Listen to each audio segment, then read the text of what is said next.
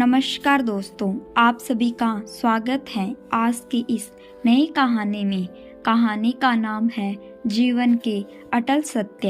एक गांव में घनश्याम नाम का एक युवक रहता था। वह स्वभाव से बड़ा शांत था और सुविचारों वाला व्यक्ति था। उसका एक छोटा सा परिवार था जिसमें उसके माता पिता, पत्नी और 2 बच्चे थे। वह सभी से बहुत प्यार से बात करता था। इसके अलावा वह भगवान श्री कृष्ण का सच्चा भक्त भी था और सभी पर दया भाव रखता था। ज़रूरतमंद लोगों की सेवा करता था और किसी को भी दुख नहीं देता था।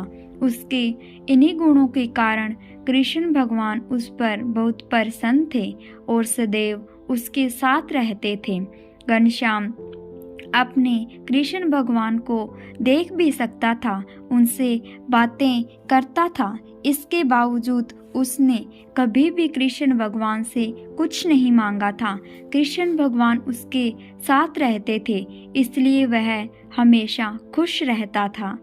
घनश्याम कृष्ण भगवान को अपने मित्र की तरह पुकारता था और उनसे अपने सभी विचारों को साझा करता था। एक दिन घनश्याम के पिता की तबीयत खराब हो गई। उन्हें अस्पताल में भर्ती कराया गया।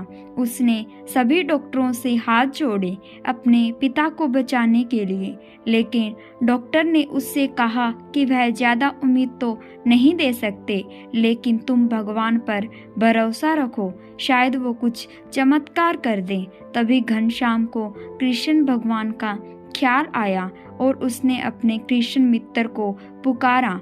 कृष्ण भगवान घनश्याम की पुकार सुनते ही दौड़े चले आए और घनश्याम ने कहा, मित्र, तुम तो भगवान हो, मेरे पिता को बचा लो। कृष्ण ने कहा, मित्र, यह मेरे हाथों में नहीं, अगर मृत्यु का समय होगा तो वह तो होनी ही है। इस पर घनश्याम नाराज हो गया और भगवान से लड़ने लगा।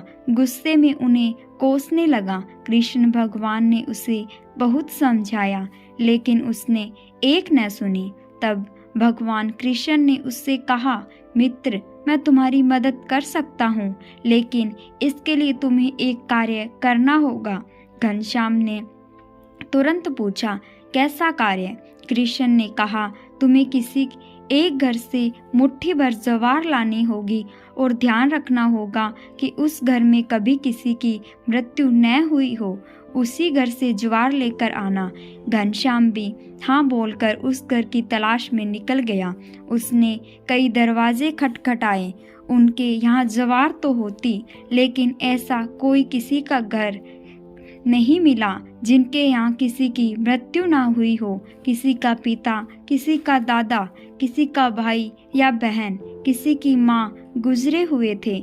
2 दिन तक भटकने के बाद भी घनश्याम को एक भी घर नहीं मिला जिसमें किसी की मृत्यु ना हुई हो। तब उसे इस बात का एहसास हुआ कि एक मृत्यु अटल सत्य है। इसका सामना सभी को करना होता है, इसे कोई भाग नहीं सकता। घनश्याम अपने इस स्वभाव के लिए कृष्ण भगवान से माफ़ी मांगता है और निर्णय लेता है कि जब तक उसके पिता जीवित हैं उनकी सेवा जी भर कर करेगा। थोड़े दिनों के बाद घनश्याम के पिता स्वर्ग सिधार जाते हैं। उसे दुख तो होता है, लेकिन कृष्ण भगवान की सीख के कारण उसका मन शांत रहता है। दोस्तों, इसी प्रकार हम सभी को इस सत्य को स्वीकार करना चाहिए कि मृत्यु एक अटल सत्य है। जो होनी है वह हमारे हाथ में नहीं है। हर सुख दुख को ईश्वर की इच्छा मानकर हमें अपनाना चाहिए। दुख में ज़्यादा दुखी और सुख में ज़्यादा सुखी नहीं होना चाहिए। अनहोनी का दुख तो होता है, लेकिन बार बार दुख करना गलत बात है। इससे हम खुद को नुकसान पहुंचाते हैं।